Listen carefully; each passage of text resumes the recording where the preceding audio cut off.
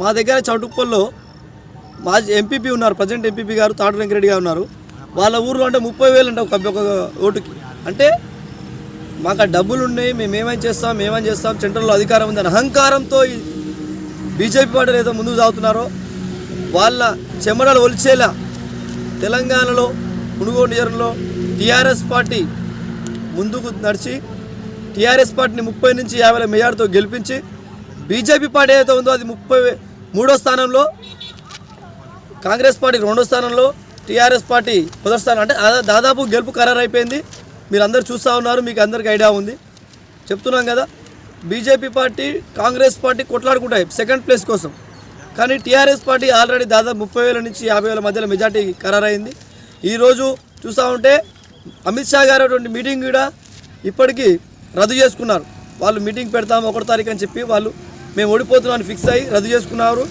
రాజగోపాల్ రెడ్డి గారి వ్యక్తి గారు ఇట్లా అతను 4వ తారీఖు ఆస్ట్రేలియా ట్రిప్ కూడా పెట్టుకున్నారు. ఎందుకంటే నేను ఓడిపోతూ ఉన్నాను, ఈ మునుగోడు నియోజకవర్గం నా పరిస్థితి బాగాలేదు అని. ఎందుకంటే ఆయన దాదాపు ఒకసారి ఎంపీగా, ఒకసారి ఎమ్మెల్సీగా, ఒకసారి ఎమ్మెల్యేగా గెలిచిన తర్వాత మేము ఓడిపోతున్నామని ఆలోచన వచ్చింది ఆయనకు. ఆల్రెడీ వాళ్ళు ఏదో చేస్తాము, మేము పైసలు చేస్తామని కాలనీలో ఇంతమంది ఓట్లు ఇంతమంది ఓట్లు రాసుకుంటున్నారు తప్ప ప్రజలు ఓటేస్తారా ఓటే పరిస్థితిలో ఉన్నారు వాళ్ళు.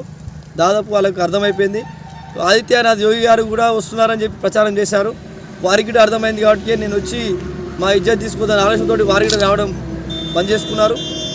దాదాపు బీజేపీ వాళ్ళు ఎంత అహంకారంతో చేసినా ఓడిపోతున్నారు. టీఆర్ఎస్ 30 నుంచి 50 పడితే ఖచ్చితంగా గెలుస్తూ ఉంది.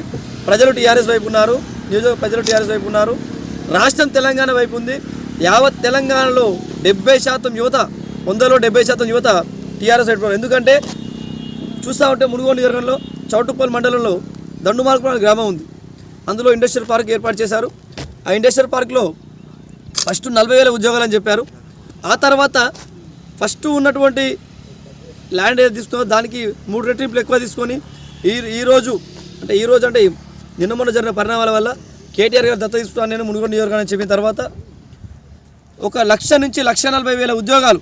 అంటే ఒక మునుగోడు నియోజకవర్గం కాదు, ఇటు భువనగిరి, ఇబ్రహీంపట్నం, రంగారెడ్డి జిల్లా వాస్తవ్యులు ఎవరైతే ఉన్నారో అలాంటి వాళ్ళకి ఉపాధి కల్పించే ఆలోచనతోటి కేటీఆర్ గారు, కేసీఆర్ గారు నిర్ణయం తీసుకున్నారు. వారితో పాటు హరీష్ రావు గారు తోడుగా ఉండి అన్ని నిర్ణయాలు తీసుకొని ప్రజలకు సంక్షేమాలకు ఆలోచన చేస్తున్నారు. కేటీఆర్ గారు నియోజకవర్గం దత్తత తీసుకోవడం దాదాపు ఖరారు అయిపోయింది. ఎందుకంటే చెప్పారు వారు మునుగోడు నియోజకవర్గం టీఆర్ఎస్ గెలుపు ఖరారైంది కాబట్టి దత్తత తీసుకుంటున్నారు. చెర్లపల్లి రిజర్వాయర్ ఏదైతే ఉందో, మున్సిపాలిటీలు ఏవైతే ఉన్నాయో, నూతన గట్టుప్పల్ మండలం ఏదైతే ఉందో ప్రతి ఒక్కరు అభివృద్ధి చేస్తూ, నియోజకవర్గం అభివృద్ధి చేస్తూ కేటీఆర్ గారు, కేసీఆర్ గారు, మా కాబోయే ఎమ్మెల్యే కూసుకున్న ప్రభాకర్ రెడ్డి గారు వీళ్ళందరూ కలిసి నియోజకవర్గాన్ని అభివృద్ధి చేసి సిరిసిల్ల, సిద్దిపేట ఏ విధంగా డెవలప్ అయిందో గజ్వేల్తో సహా అలాంటి డెవలప్మెంట్ ఏరియాగా మునుగోడు ఏర్పాటు చేస్తారు. వారందరికీ నియోజకవర్గ ప్రజల తరఫున, మా యువత తరఫున మేము ప్రత్యేక ధన్యవాదాలు తెలియజేసుకుంటా ఉన్నాం.